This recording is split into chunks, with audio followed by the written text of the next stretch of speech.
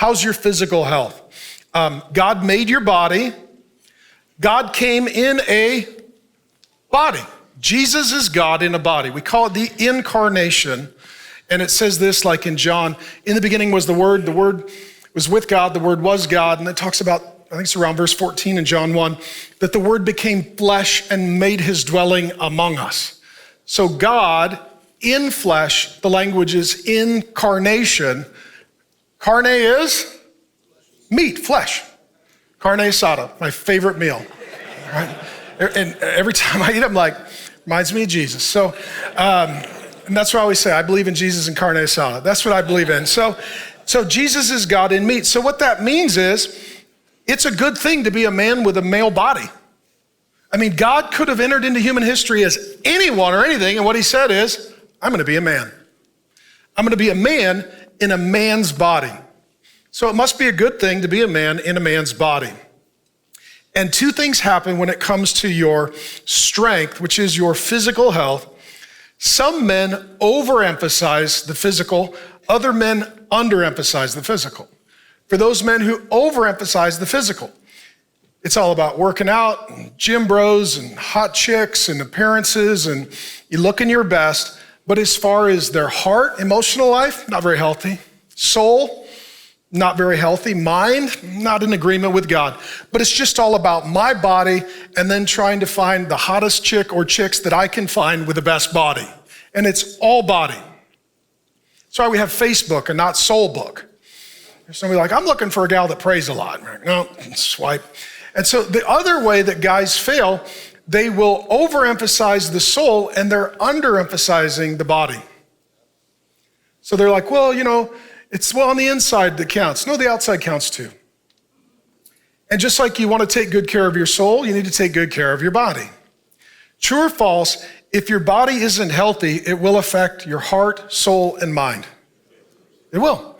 Some years ago, I was in a dark place, difficult time, and I met with a counselor and a medical doctor. I said, man, I'm just really kind of a little disoriented. I'm in a dark season.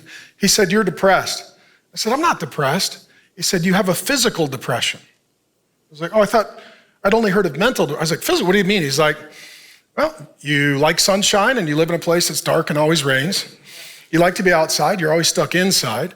And you yell at people for a living and they hate you. So you're worn out, your adrenals are fried, you're not sleeping well. And at that time, I was in my 30s, fully committed to an Ito's diet. You know what the Ito's diet is? Like Cheetos, Fritos, Taquitos, Doritos. I'm fully committed to an Ito's diet. Next thing you know, I'm blowing up like a puffer fish. And so then I'm drinking a lot of caffeine. Next thing you know, to preach, if you're gonna yell all day, you do an energy drink. And I just finally reached the point where physically, I just wasn't doing good. Just wasn't good. And you know what that does? It starts to affect your mental health. It starts to affect your spiritual health. It starts to affect your emotional health. Because you're one person and all these parts work together. And if one's not healthy, they're all affected by it. So I want you to have a healthy soul and a healthy body. Let me just ask you a couple of questions. Things like this. How's your sleep? How's your sleep? Some of you guys don't. One guy sleeps like a Calvinist on Benadryl. He's doing great. The rest of you, probably, most men don't sleep enough. What does that do to your body over time? It breaks it down.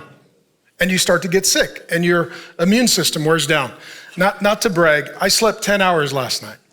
I slept 10 hours. I mean, and it's like anything. Like, I'm hoping to get to 12, and like any athlete, I'm building up toward that.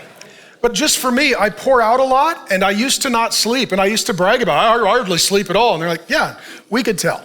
You are fat with a nervous eye twitch and grumpy. You should sleep more. This is not something to brag about. This is something to fix. How many of you guys, how is your work-life balance? For me, I can tell when I'm overworking, I'm working after dinner. I'm working on what is supposed to be my Sabbath day.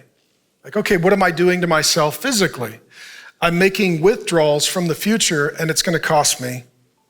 How's your weight? I know we're not supposed to talk about this. Some of you need to pray about a scale. I'm not being a legalist and say you have to get one. I'm just saying pray about it. And if you can't see it, You really need the scale. Right? And some of you guys, you've gone to the elastic waistband, you just surrendered. As you get, and my grandpa George, he wore overalls because he gave up on anything with a waist. He just did.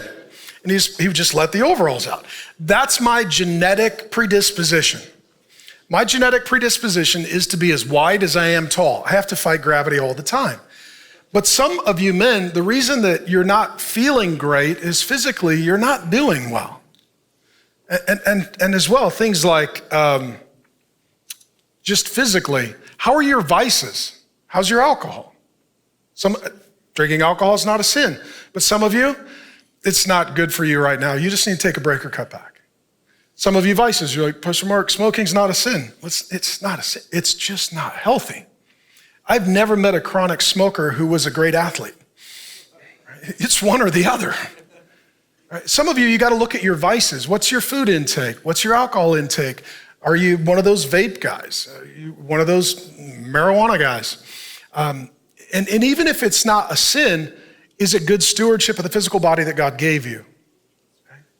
In addition, how's your sex life? I don't want you to talk about this with the strangers at the table, but just think about it like, am I sexually healthy? Is my body actively involved if I'm married? Just so you know, there's no sex outside of marriage. And you sing, "It's like we're married in God's eyes." No, you're not. I've seen them. They're flaming red. He's very unhappy with you. But if you're married, like physically, do we have a healthy physical, sexual, marital relationship? And just looking at the totality of your body and your health. Howdy, Pastor Mark here. Thanks for viewing the clip. And if you'd like the entire sermon, we've got it ready to go.